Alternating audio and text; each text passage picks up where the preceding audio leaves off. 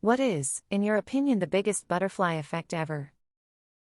During the American Civil War in 1864, a slave woman in southwestern Missouri was kidnapped, along with her daughter and infant son less than 2 weeks old, by Confederate raiders from Arkansas. The slave owner, Moses Carver, sought the return of his property, but only the infant, named George, was found and returned. After the war and emancipation, Carver, having no natural children, raised the baby as his own. Taught to read and write, by age 13 George Carver was going to school, traveling 10 miles to the nearest black school. By age 27 he had enrolled at Iowa State, where he was its first black student, earning a master's degree in botany, and ended up being hired as its first black teacher.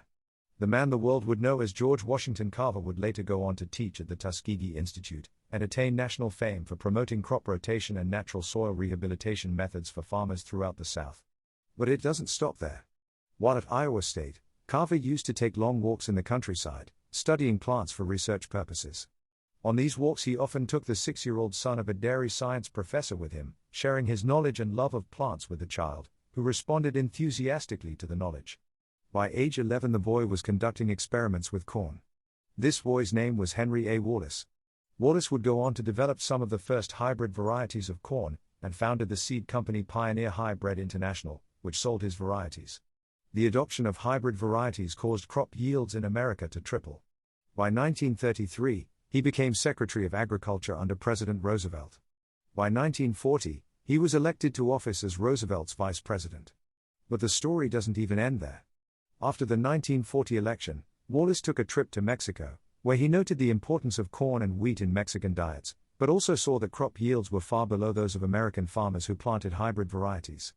Upon his return he mentioned his observations to the Rockefeller Foundation, and suggested the establishment of agricultural research stations to develop specialized corn and wheat varieties.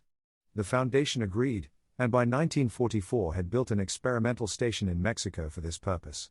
One of the first 4 people to be hired to this new research station was a plant pathologist from Iowa named Norman Borlaug. Over the next 20 years in Mexico, Borlaug would develop fungus-resistant wheat plant varieties that increased the yield of the Mexican wheat harvest by 600% over its 1944 levels. This effectively ended hunger in the country and turned Mexico from a net importer of wheat to a net exporter. Later in the 1960s and 1970s, Borlaug used these same varieties in India, Pakistan, and Turkey, where it is estimated that his efforts saved over 1 billion lives. Would I be wrong to think that you've been preparing your entire life to answer this specific question? Well done. I'm from India. I had no idea Borlaug came from this particular thread in time. Norman Borlaug won a Nobel Peace Prize for his work. Thank you for this. You should have more upvotes, my dear friend. It's hilarious and sad that all I was taught in elementary school about George Washington Carver was basically footnote during Black History Month, and it was just he invented peanut butter. My personal one. In 1998 my mom was helping my dad repaint the siding on our house. She fell off the ladder and herniated a few discs in her back as a result of the fall. She put off surgery for several years.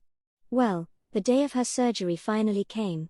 She was a USAF colonel, and her surgery was scheduled for September 11, 2001 at Walter Reed. She worked in the Pentagon. My dad was a civilian, but also worked in the Pentagon, and had taken off work to drive her to Slash from the procedure as they were putting her under general anesthesia. My mom had a meeting scheduled that morning in the wing of the Pentagon that was struck. There's a likely chance she would have died. My dad most likely would have been unaffected as he worked on the opposite side. My mom said she got emails after the fact from almost everyone that was going to be in that meeting thanking her for canceling. Who knew falling off a ladder years before potentially saved so many lives? I wonder if my uncle was one that was saved. He worked at the Pentagon and was supposed to be in a meeting that day, but it was cancelled. He said that he likely would have been killed if he was in that meeting. If so, thank your mom's ladder for me. A scientist named Charles Wilson wanted to study more about clouds and invented a box, now called a cloud chamber, with a contained atmosphere that could synthesize clouds. It was later found that this box let you see subatomic particles interacting with the atmosphere it contained.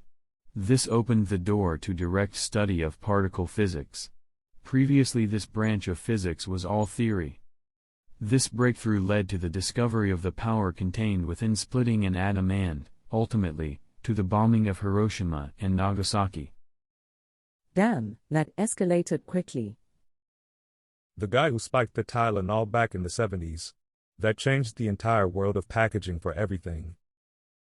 The O.J. Simpson murder trial reinvented how evidence is collected. Prosecutors prepare for trial, need for better DNA experts and less boring explanations. Importance of televised court proceedings and how jurors will take a little more than 4 hours to contemplate 9 months of testimony.